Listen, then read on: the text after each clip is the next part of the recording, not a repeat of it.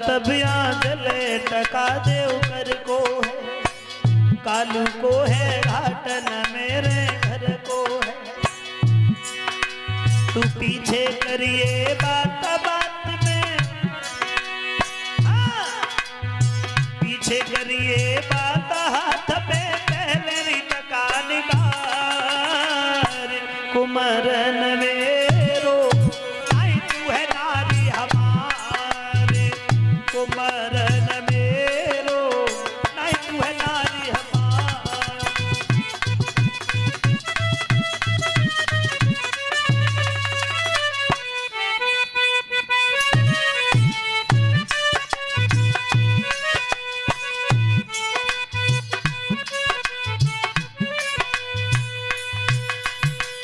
लाश नहीं जलने दी तो तारा ने वो लाश उठाई, और लाश उठाने के बाद काशी से बाहर एक मंदिर था उसमें रख ली। काशी के मंदिर में जब लाश रख ली, हरिश्चंद्र उसी शमशान में रह गए। विश्वामित्र ने देखा है कि तारा, हमने हरिश्चंद्र और रोहितास की जांच तो कर ली, अब तुम रह गई हो, तुम बड़े आनंद में सो रही हो, लेकिन हम सोने कहां देंगे? ब्राह्मण बनकर के काशी में आवाज लगा दी, काशी के लोगों, किसी का बड़ा सुंदर बच्चा था, नगर से बाहर जो मंदिर है उसमें एक डायन आई बच्चों को मार रही है, अपने अपने बच्चों को देखना। सब लोग बड़े हैरान होकर के काशी के राजा के पास में गए हैं, और काशी में जाकर के काशी के राजा ने जब सुना है तो मेहतर को बुला लिया, और मेहतर ने हरिश्चंद्र को शमशान से बुलवा करके हाथ में तलवार थमा दी। हरिश्चंद्र जाओ, हाथ में तलवार ले जाओ, उस मंदिर में जो डायन आई है उसका वध करके आना है तुम्हें। और उसी समय हाथ में तलवार लेकर के हरिश्चंद्र पहुंच गए। तारा सो रही थी, केस पकड़ करके उठा लिया, चेहरा देखा, तारा तू अब तेरा बच्चा मर गया तो तू दूसरों के बच्चों को मारने लगी? तारा कहने लगी, महाराज तुम्हें विश्वास है कि ऐसा मैं करूंगी? हरिश्चंद्र कहने लगे हैं, तारा हमें यकीन ही नहीं होगा कभी कि तुम ऐसा भी कर सकती हो। फिर बोले, आज तो हम तुम्हें मारने आए हैं तारा। तारा कहने लगी है, भगवान मैं भी इस जिंदगी से बड़ी तंग आ गई हूँ, तो फिर ऐसा क्यों नहीं करते, ये तलवार उठा, खतर काय को नहीं कर देते? और जो इतनी बात कही है तारा ने, तो हरिश्चंद्र ने तलवार उठा ली। सोई हरिश्चंद्र तत्काल रे करने गया रे उठाई,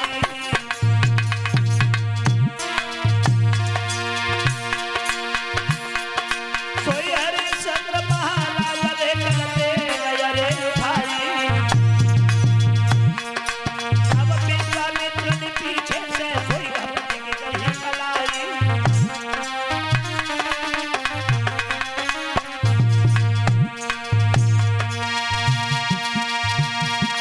महाराज स्वर्ग से आएंगे फरलिया, ये धन्य धन्य हो हरिश्चंद्र बुद्धिमान के ऊपर, करीले भजन भगवान का तुमको सारा नहीं होगा, रात से मुलाकात हो हैरान नहीं होगा।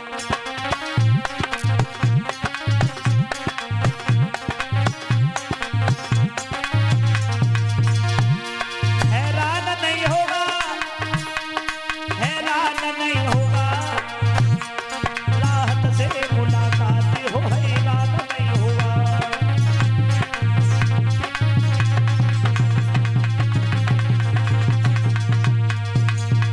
महाराज हरिश्चंद्र ने तलवार उठाई, विश्वामित्र ने पीछे से कलाई पकड़ ली। क्या कर रहे हो हरिश्चंद्र?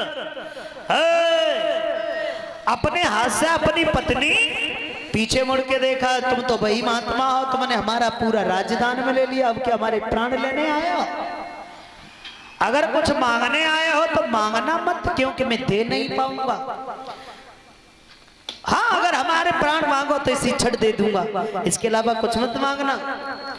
तो उसी समय विश्वामित्र अपने भेष में आ गए। जैसे ही देखा है तो जवाब दिया, तुम ये क्या हो रहा है? बोले, ये तुम्हारी जांच हो रही थी। क्यों? क्योंकि तुम्हारे गुरु वशिष्ठ से हमारी बहस हो गई थी, इसलिए हमने तुम्हारी जांच की, लेकिन हरिश्चंद्र तुम अपनी जांच में सफल हुए हो। बोले जांच? इतनी कठिन जांच? इसी जांच में हमारा बच्चा भी चला गया? कुछ नहीं हुआ है हरिश्चंद्र, अपने बच्चे को आवाज लगाओ। और जैसे ही आवाज लगाई तो रोहितास खड़ा हो गया। वो रोहितास मरा नहीं था, मृत समान हो गया था उनकी माया से। एक बात हरिश्चंद्र ने कही है, देखो भगवान, तुमने हमारी तो ऐसी जांच की, लेकिन ऐसी जांच कलयुग में किसी की मत करना, नहीं तो अपमान हो जाएगा तुम्हारा। उसी समय देवता लोग फूलों की वर्षा कर रहे हैं। धन्य है त्रिशंकु के लाल, तुम्हारे जैसा राजा पृथ्वी पे कोई नहीं हुआ और ना ही भविष्य में कोई हो सकता है। अब वो आज देखने को मिलता है। अब कौन अपनी बात पे रहता है? बात कह करके बदल जाते हैं लोग। ये कहते भैया अरे हमने ऐसा कहाँ कहा था, हमने नहीं कहा, देखो अपनी। समय बदल गया है, लेकिन तो समाज में सम्मान भी नहीं मिलेगा। यहां रहो कहीं चले जाओ, कन्फर्म है। तो ऐसे महाराज हरिश्चंद्र हुए जिन्होंने अपने तन पे हजारों मुसीबत उठाने के बाद भी भगवान के नाम को नहीं छोड़ा। आओ यहां से आगे देखेंगे भगवान श्री कृष्ण का अवतार कैसे हुआ। ये 100 रुपए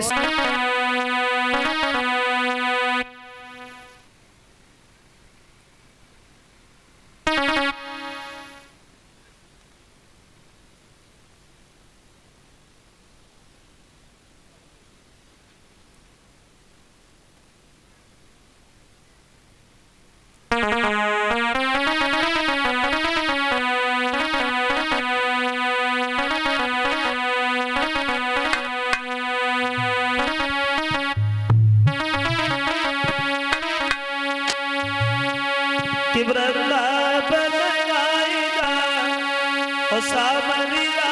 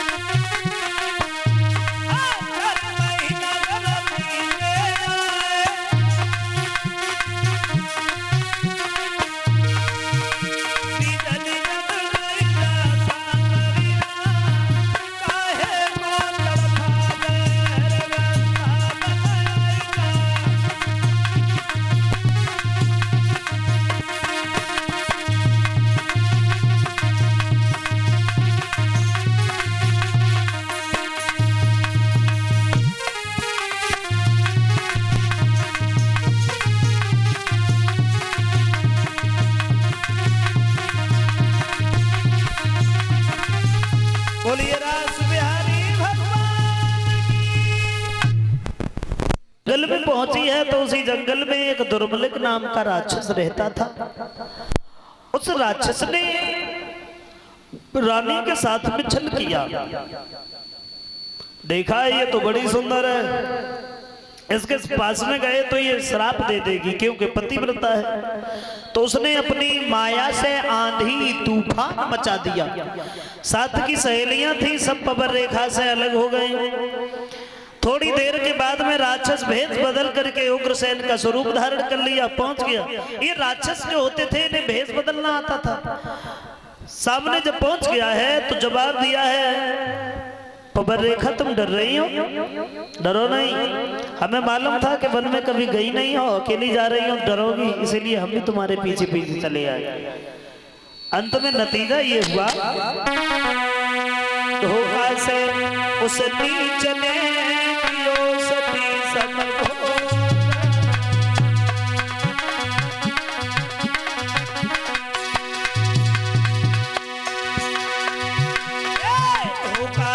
सती चले यो सती सबो प्रकट होएगा वक्त में पापी को सयो।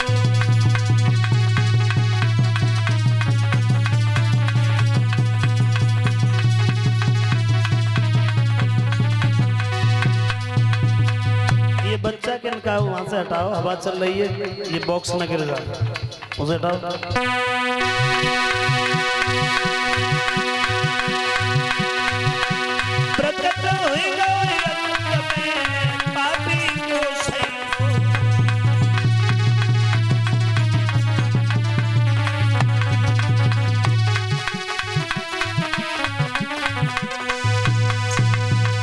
और उसी समय अपने भेष में आ गया। रानी कहने लगी, कमीन तूने ये क्या कर दिया? थोड़ी देर पहले अगर हम जान लेते कि तू मेरा पति नहीं है तो तुझे श्राप दे देती, लेकिन अब तो तूने हमें कहीं का नहीं छोड़ा, अब क्या करें? तो राक्षस कहने लगा है, पबर रेखा भाई बुरा भला काहे को बोल रही है? हमने गलत क्या किया है? तेरे घर में कोई संतान नहीं थी, लेकिन अब तेरे घर में एक ऐसा लड़का पैदा होगा। रानी बोली, तेरे जैसा कभी नहीं तो होगा।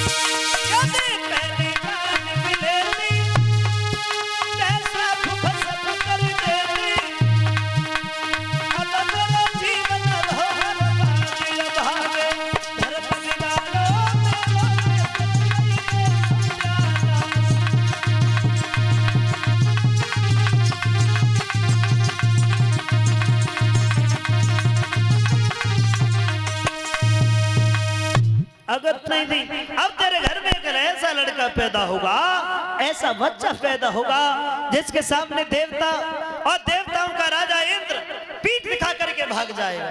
लेकिन एक कमी होगी, दीन दुखियों को, संत महात्माओं को बहुत सताएगा, अंत में भगवान के हाथों से मारा जाएगा।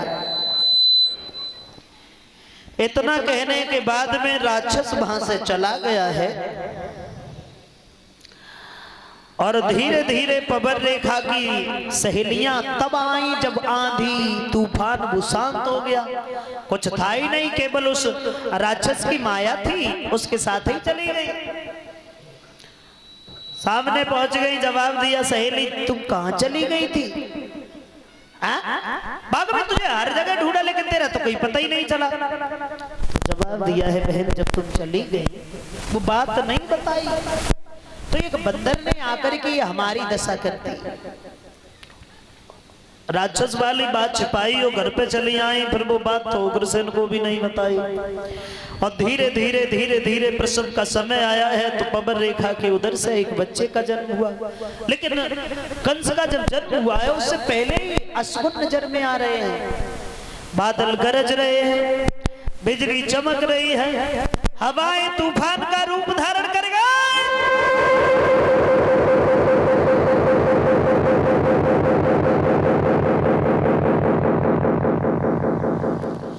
लोग विचार कर रहे हैं कैसा कपूत पैदा हुआ है महाराज के घर में। और ये बात सच है, जब घर में सपूत पैदा होता है तो शकुन नजर में आते हैं, वही घर में जब कपूत पैदा होता है तो अशुभ ही अशुभ नजर में आते हैं। और कंस का जब जन्म हुआ था पैदा होते ही बालक के अरे आधी तूफान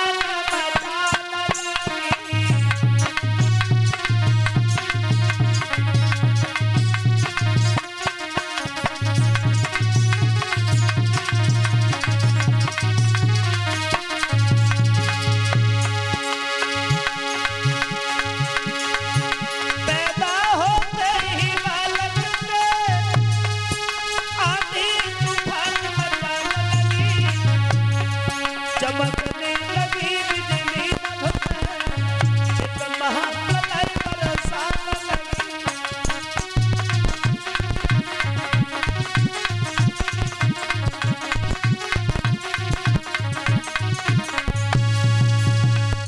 उस बच्चे का जन्म हुआ और जन्म लेते ही गर्गाचार्य पंडित जी ने उसी बच्चे का नाम रख दिया कंस।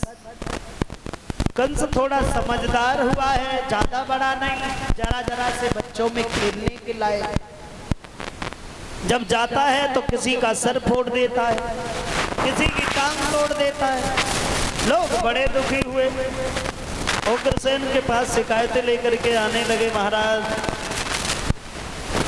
अब तो तुम्हारे शासन में बड़े दुखी हैं हम। कौन कष्ट दे रहा है? बोले कष्ट देने वाला कोई गैर नहीं है, वो आपका लड़का है कंस। उग्रसेन कहने लगे हे लाला ये तो बड़ी शर्म की बात है, तुम एक राजा के लड़का हो और राजा अगर अपनी प्रजा को उजाड़ देगा फिर वो शासन किसको करेगा? तो कंस कहने लगा तुम सिखाओगे हमें शासन कैसे करना है? ऐसा लगता है कि बुढ़ापे में बुद्धि काम नहीं कर रही है। हाँ कोई बात नहीं, आप सब लोग हमें ये बताओ अगर तुम सबके राजा हम बन जाए तो कैसी रहेगी? अरे बोल काहे क्यों नहीं रहे हो? और तो कोई नहीं बोला। कंस के पीछे घूमने वाले थे, दोनों हाथ खड़े कर दिए, तुम राजा बन जाओ। और जो इतनी बात सुनी पिताजी के सर से मुकुट उतारा, अपने सर पे रख लिया, राजा बनकर के राज सिंहासन पर बैठ गया। आदेश कर दिया ऐसा करो, इन सबको पकड़ करके मथुरा की जेल में बंद कर दो, ये पड़े पड़े खाते रहेंगे, कोई कष्ट नहीं होगा। अरे वो बच्चा ही क्या जो अपने माँ बाप को आराम ना दे सके? पड़े पड़े खाते रहेंगे, कोई कष्ट नहीं होगा। बूढ़े पिता उग्रसेन को मथुरा की जेल में बंद कर दिया और राज सिंहासन पर बैठ करके जवाब दिया, देखिए अब हम तुम्हारे नए राजा हैं तो नए कायदे और कानून बनाएंगे हम। अरे हमारे पिताजी तो मूर्ख थे और उनसे बड़े मूर्ख आप लोग, वो कहते रहे आप करते रहे, वो सब बंद कर दिए जाए, ना यज्ञ ना हवन और कोई नाम भी नहीं लेगा भगवान का, क्योंकि अब हम ही तुम्हारे राजा हैं और हम ही तुम्हारे भगवान हैं। समझ रहे? मंदिर सब तोड़वाओ, वहां पे शराब के ठेका खुलवाओ, संत महात्मा जहां भी मिल जाए उन्हें सब पकड़ो, मथुरा की जेल में बंद कर दो। कितने मूर्ख हो आप, पौष्टिक घी को लेते हो अग्नि में, अरे तो खाओ शरीर मजबूत बनाओ, समय पे काम आए। और ये बात सुनी तो एक बात और कही, आज हम राजा बनते समय ये कसम खा रहे हैं कि हम अपने शासन में किसी को दुखी नहीं देखेंगे, किसी को दुखी नहीं देखेंगे। ये बात सुनकर के लोगों के हृदय में थोड़ी शांति मिली, चलो कुछ तो है। धीरे धीरे धीरे धीरे उपद्रव बढ़ते चले गए। अरे अधिकारी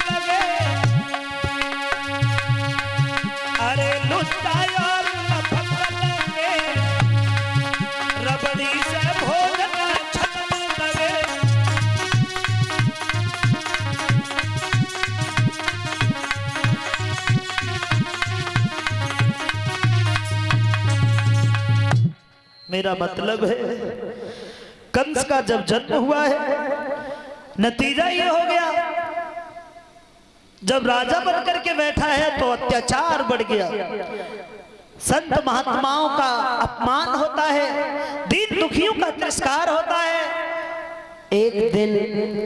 एक दिन उसने सभा लगाई और सवाल कर दिया, आप लोग हमें ये बताओ, अब हमारे शासन में सुखी हो या हमारे पिताजी के शासन में? बोले अंतर है, पिताजी के शासन में दीन दुखियों का सम्मान था और संत महात्माओं की तो पूजा होती थी, और तुम्हारे शासन में ऐसा कुछ दिखाई नहीं देता है? दीन दुखियों की आत्मा को बेवजह कष्ट दिया जाता है, संत महात्माओं का अपमान किया जाता है, और इस बात से हम तो बड़े दुखी हैं, बहुत दुखी हैं। कंस ने आदेश कर दिया, उस दिन हमने कसम खाई थी कि अपने शासन में हम दुखी देखेंगे नहीं, और बड़े दरबार में अकेले तुम ही दुखी हो। ले जाओ, इनके छोटे छोटे टुकड़े कर दो, जब ये मर जाएंगे इनका दुख इनके साथ ही चला जाएगा। अब इनके अलावा कोई और दुखी है? और बस होना भी नहीं चाहिए, मेरा अवतार क्यों हुआ है, बस इसीलिए तो हुआ। अब कंस के सामने कोई अपने मन की बात तक नहीं कह पाता है, इतना अत्याचार हो गया। संत महात्माओं की दशा क्या बन गई उस समय।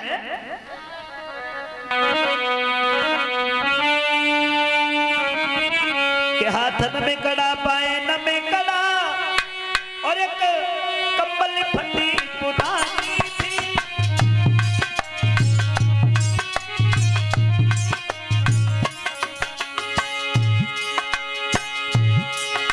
हाथन में कड़ा पाए न में कड़ा, बगलन में रस्सी पड़ी भाई, जेल में जनायत जला साग, तसले में रोटी सड़ी भाई।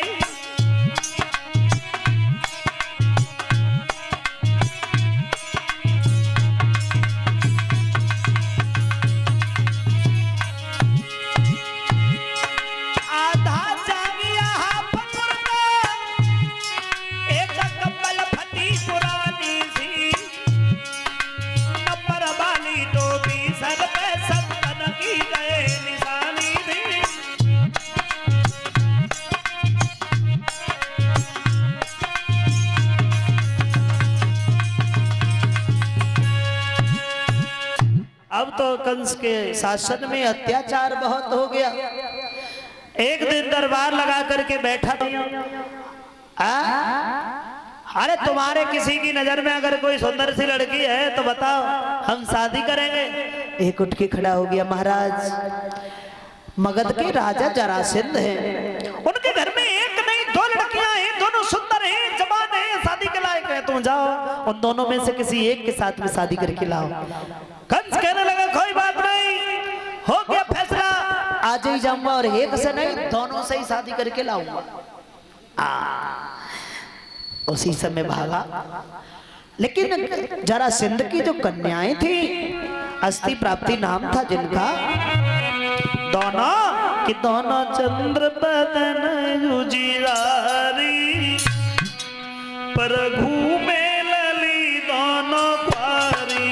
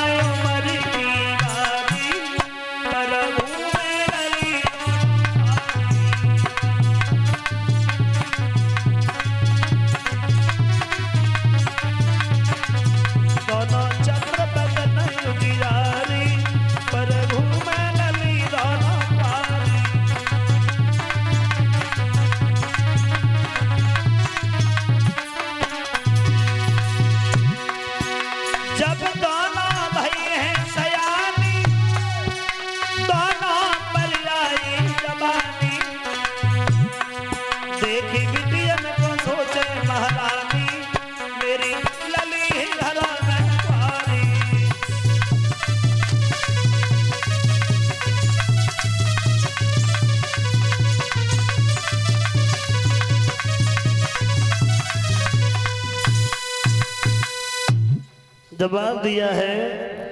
जैसे ही मगध में पहुंचा है जरासंध ने देखा, आइए भोजराज कंस, आप हमें जानते हो? बोले तुम्हें कौन नहीं जानता है, मथुरा के राजा हो ना आप। जरासंध की बात सुनकर के कंस कहने लगा, आप भूल गए क्या? राजा नहीं, भगवान भगवान भगवान भोजराज कंस। जो ये बात सुनी बोले समझ गई। और कैसा समझोगे? हमें आए हैं, क्यों आए हैं? इस बात से तुम्हें मतलब नहीं होगा ना? बोले मतलब है। फिर पूछा काहे को नहीं? बोले पूछने का समय कहाँ दिया आपने? हाँ बताओ क्यों आए हो? बोले जरासंध हम इसलिए आए हैं, हमने ये सुना तुम्हारे घर में 2 लड़कियां हैं, दोनों जवान हैं, सुंदर हैं, शादी के लायक हैं। बोले तुमने ठीक सुना है। कंस बोला इसीलिए तो ठीक समय पे आए हैं। क्यों? हम तुम्हारी बेटी से शादी करने आए हैं।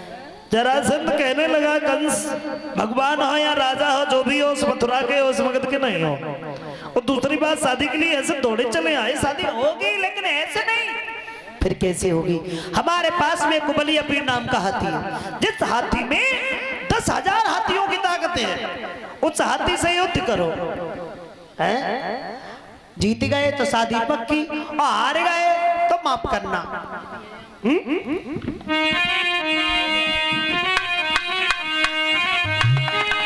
सोई कंस राजा और हाथी में फिर डट की भई लड़ाई।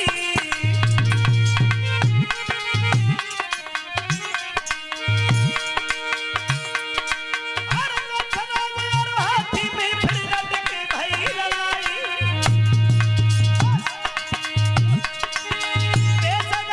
हाथी की बुराई गाँव सूढ़ी उठाई।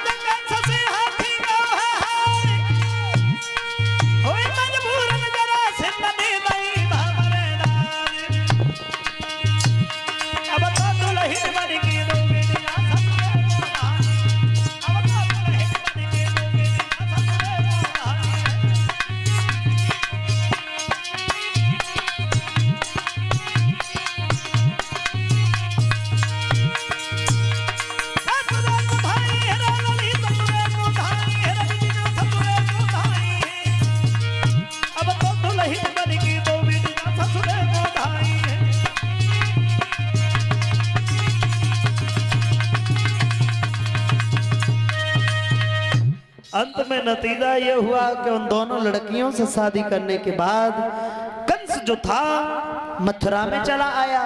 कुबलिया पीड़ नाम का हाथी भी दान में दे दिया। कंस राज्य करने लगा है। धीरे धीरे समय कुछ व्यतीत हुआ। उसके चाचा जो देवक थे, उनके घर में 7 कन्याएं थी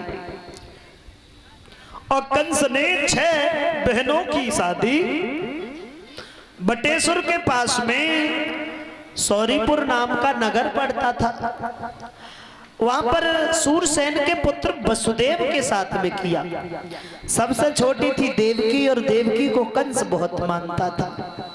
जवाब दिया है, हमने 6 बहनों की शादी वसुदेव के साथ में की है, अब देवकी की शादी कहां?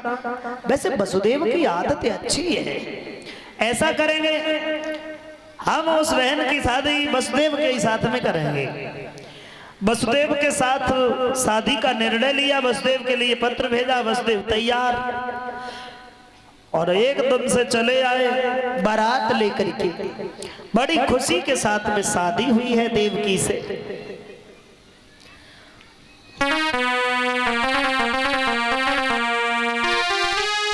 तो बड़ी खुशी के साथ चली बारात मथुरा आई। अरे मंडप लहो बड़बाई रे देवकी की करी सगाई।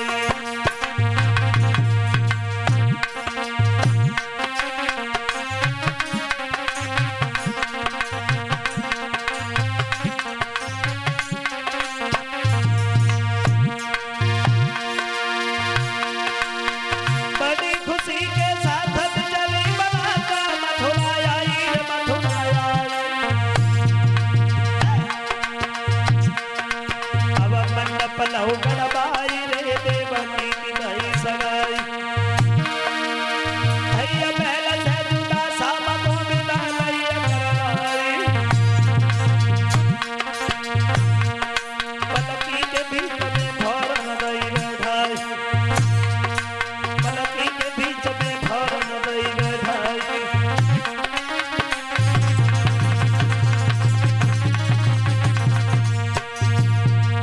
बड़ी हंसी खुशी के साथ में शादी करके वसुदेव चले, पालकी में देवकी जा रही है और कंस पहुंच गया। बहन ओई वसुदेव, भाई ऐसे कब तक पहुंचोगी? हम यहाँ क्या कर रहे हैं खड़े खड़े? ऐसा कर हमारे रथ में बैठ जाओ, हम सौरीपुर तक छोड़ देंगे तुम्हें। देवकी को बिठा करके चला है, समझाता हुआ जा रहा था, बहन सौरीपुर में जाकर के किसी से दबके मत रहना। अगर कोई कुछ कहे तो घमंड से कह देना कि मैं भगवान भोजराज कंस की बहन हूं, बस इतने से ही मान जाएगा। और इतने के बाद भी कुछ आनाकानी करेगा, सौरीपुर से उठा लाऊंगा, मथुरा में जिंदा जमीन में दबा दूंगा, लेकिन किसी को दुखी नहीं देखूंगा। हृदय मेरा दयालु है भाई। हाँ, समझाता हुआ जा रहा था तो एकदम से आकाशवाणी हुई है, देवताओं ने आवाज लगाई, कंसरा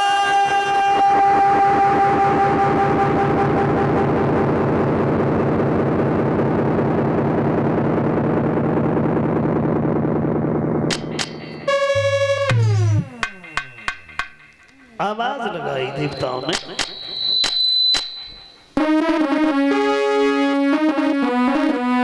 कि लाल चुनरिया उड़ा बहन को रथ में, सुन ले पापी कंस लाज की इतना आए, इसी के लाल होगा वही मेरा काल होगा, किसी के लाल होगा वही मेरा काल होगा।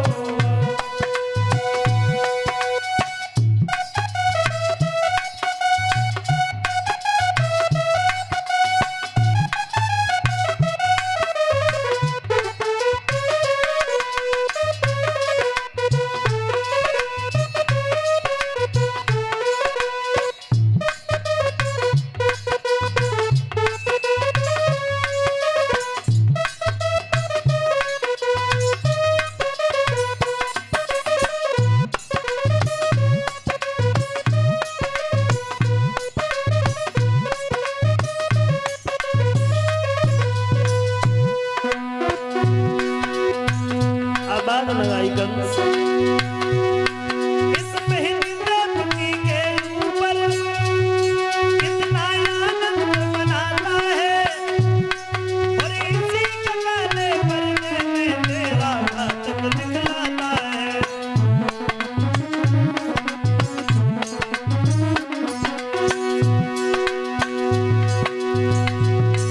इस मेहंदी के ऊपर कितना आनंद मनाता है, किसी के काले पर्दे में तेरा घातक दिखलाता है।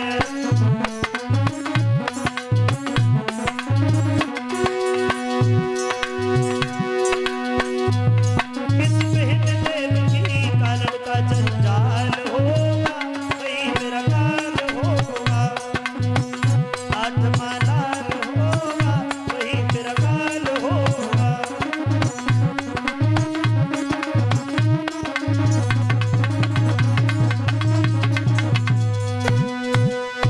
जवाब दिया है, इसी बहन देवकी का 8वां बच्चा तेरा काल होगा कंस।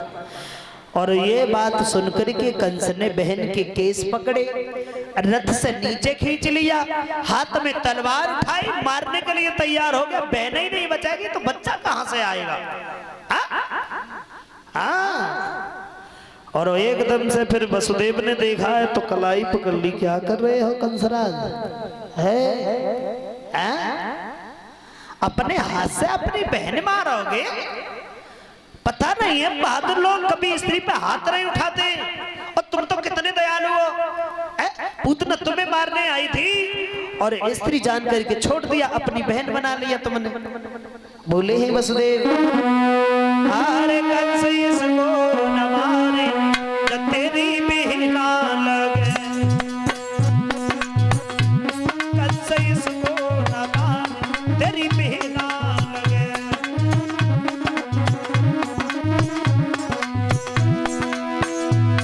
अरे बहना लगे ना तेरी भगनी लगे, कंस बादल ना फारे तेरी बहना लगे, कंस इसको न मारे तेरी बहना लगे।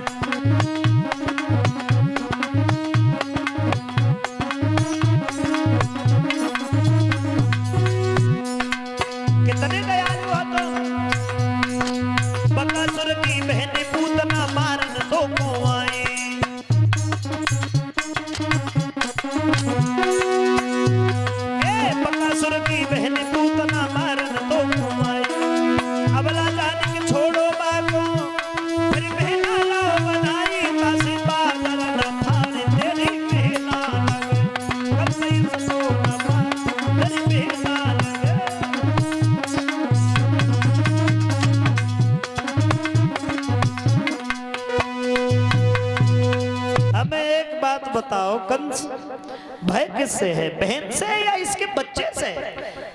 कंस कहने लगा है बहन हमारी अच्छी है, बहुत अच्छी है, उससे कोई भय नहीं है, कोई संकट नहीं है। हाँ भय है इसके बच्चे से। तो वसुदेव कहने लगे बच्चे से है, बहन को काहे को मार रहे हो? हम यमुना की सौगंध खा रहे हैं, जब तक 8 बच्चे नहीं हो जाते हम सौरीपुर में नहीं जाएंगे। और जो ये बात सुनी तो वसुदेव के हाथ अपने हाथ में ले लिए, जवाब दिया बहनों वसुदेव तुम्हारी आदत अच्छी है। अब बताओ हमारा भी काम हो जाएगा, बहन की हत्या भी नहीं करनी पड़ेगी। और इसीलिए तो हमने 7 बहनों की शादी तुमसे की है। और उसी समय हाथों में हथकड़ियां डाल करके, पैरों में भेड़ियां डाल करके देव की वसुदेव को मथुरा की जेल में बंद कर दिया, खुद शासन करने लगा। धीरे धीरे कुछ समय व्यतीत हुआ है तो देवकी के उदर से पहले बच्चे का जन्म हुआ, जिसे लेकर के वसुदेव कंस के पास पहुंचे। और कंस ने देखा है, बड़ा खुश हुआ, फिर छोड़ दिया उसे। जवाब दिया बहनों ये ऐसा करो, इसे ले जाओ, ये पहला ही तो है। बोले हाँ हाँ तो इसे ले जाओ, 8वां हो लेके हमारे पास चले आना। इतनी दुर्दशा से मारूंगा दुनिया के लोग जान जाएंगे कंस का काल मारा गया, और कंस अमर है, अमर।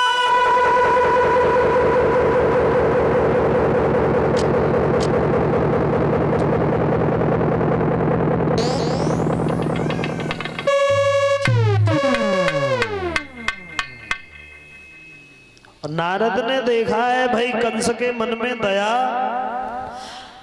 बिसके घड़ा में अमृत की बूंद कहां से निकल आई भाई। और कंस को अगर ऐसे ही दया आती रही तब तो भगवान को आने में बड़ा समय लगेगा।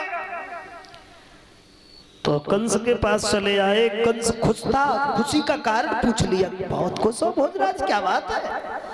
तो जवाब दिया है बाबा नारद, देवताओं ने आकाशवाणी में कहा था कि बहन का 8वां बच्चा मेरा काल होगा। पहले बच्चे का जन्म हुआ था, वसुदेव लेके आए, मैंने छोड़ दिया, मारा ही नहीं। बोले कंस ऐसा लगता है कि तुम्हारी मौतें आ गई। और मौत का नाम सुना तो कंस गद्दी पर कूद गया। भाई बाबा नारद मौत कहाँ है? भाई मौत से हमें बड़ा डर लगता है। जवाब दिया आती है, दिखाई नहीं देती है, और फिर अपने साथ ही लेके जाती है। अरे तुमने ये कैसे जान लिया वो बच्चा पहला है? 8वां ही पहला बन के आ गया हो तो ऐसा हो सकता है। बोले होने को कुछ भी हो सकता है।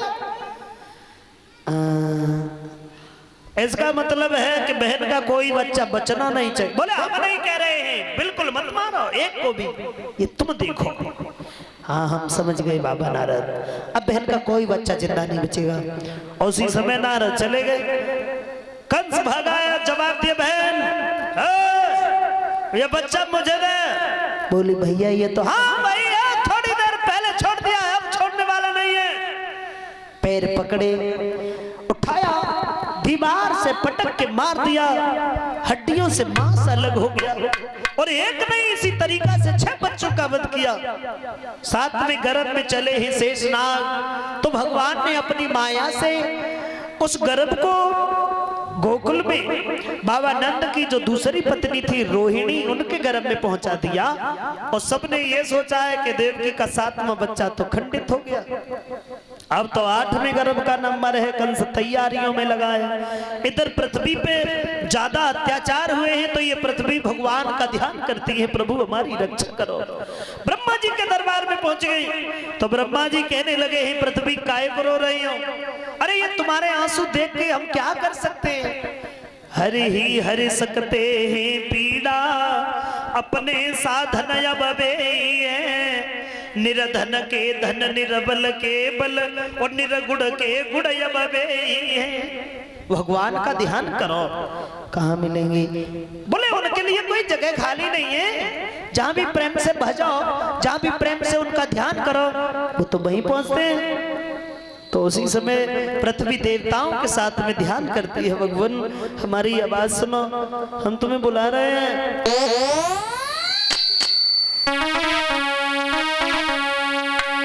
अरे तेरे सुनाई तारी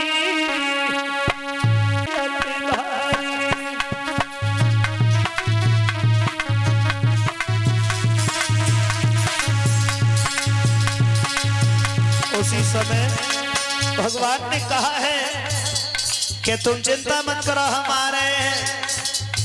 तुम जाकर के सभी गोपी ग्वाल बनो।